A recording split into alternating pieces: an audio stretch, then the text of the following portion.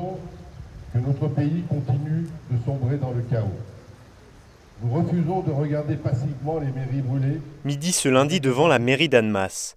Comme un peu partout en France, des élus locaux se sont rassemblés à l'appel de l'Association des maires de France pour dire non à la violence. Une violence qui a débuté il y a 6 jours à Nanterre, en région parisienne, lorsque Naël, 17 ans, est abattu à bout portant lors d'un contrôle de police. S'en sont suivies des nuits d'émeutes dans de nombreuses villes. À Annemasse, c'est un triste constat. Des magasins pillés, du mobilier urbain détruit et la MJC du quartier du Perrier incendiée. Des violences inacceptables pour les élus. Certains, voilà, en quelques nuits, ont tout détruit. Donc nous allons évidemment nous battre, nous allons reconstruire, mais il faudra aussi traiter les racines du problème. Et pour moi, ça passe aussi beaucoup par l'éducation.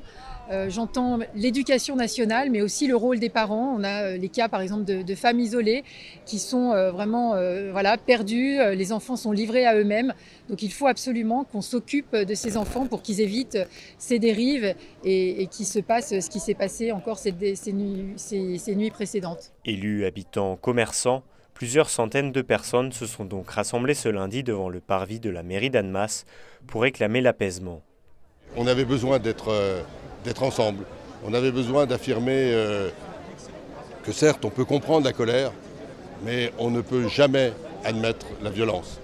Et donc cette manifestation, ce rassemblement, c'était le moyen de dire que les élus que nous sommes, avec les habitants, avec la population, nous sommes dans une même démarche qui est celle de la citoyenneté, du respect des autres, de la prise en compte de la colère, mais aussi du besoin essentiel pour tous, du retour au calme.